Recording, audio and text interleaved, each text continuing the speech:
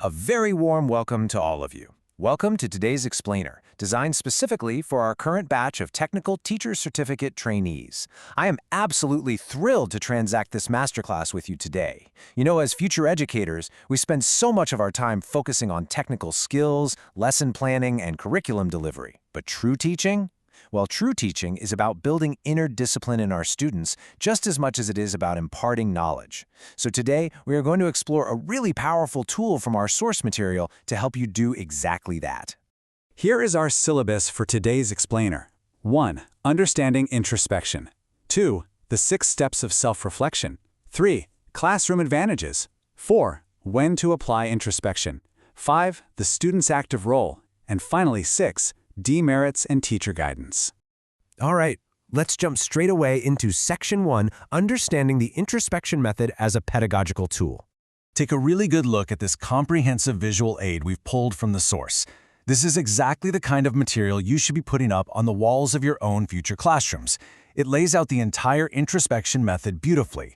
You see, having a visual anchor like this constantly reminds your students to look inward and ask themselves, what did I do? Why did I do it? And how can I improve? So what exactly is it? Let's clearly define our core mechanism here. Introspection is defined as the process of observing and analyzing one's own thoughts, feelings, words, actions, and habits. It's about identifying those personal strengths and weaknesses to truly improve oneself.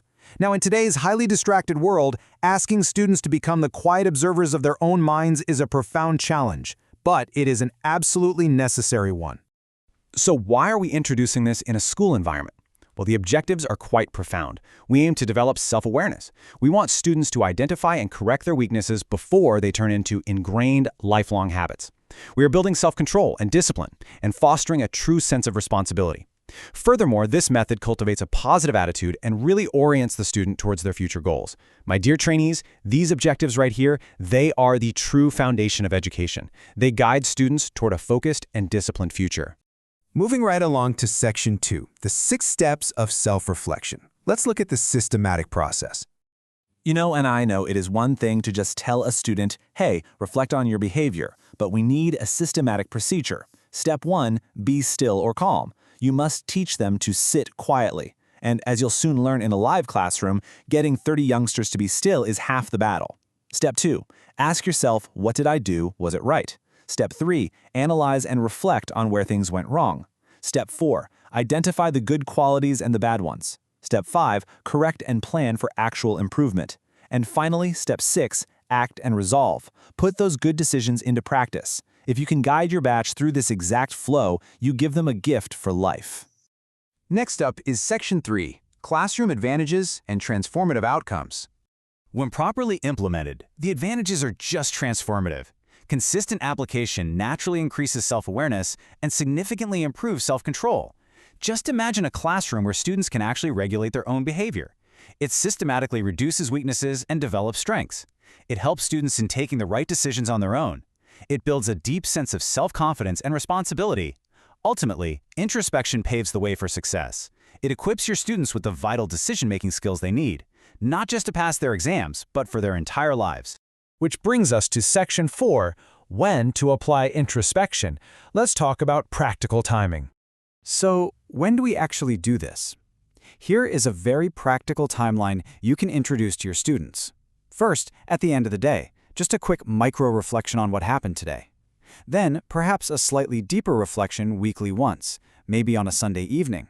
Then, we scale up to major milestones, reflecting after exams, or before taking important decisions and setting new goals. You see how beautifully this scales? From a daily 5-minute habit all the way to a major milestone evaluation. By plotting these distinct scenarios chronologically, you make introspection an integrated, normal part of a student's routine. Let's shift gears to Section 5, the student's active role and participation. As teachers, we can only open the door, right? The student must walk through it. These are their responsibilities. They absolutely must be honest while self-examining. If they lie to themselves, the whole method fails. They must accept their mistakes, practice introspection regularly, naturally develop good habits, and most importantly, apply what is corrected. You have to emphasize to your batch that brutal honesty is mandatory if they want to convert inward reflections into outward habits. Finally, we arrive at Section 6, Demerits and Teacher Guidance, for navigating potential pitfalls.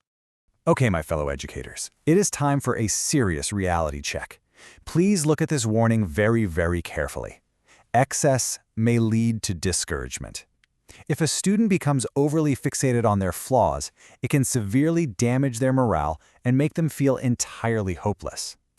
And this is exactly where you step in. Let us really examine these vulnerabilities.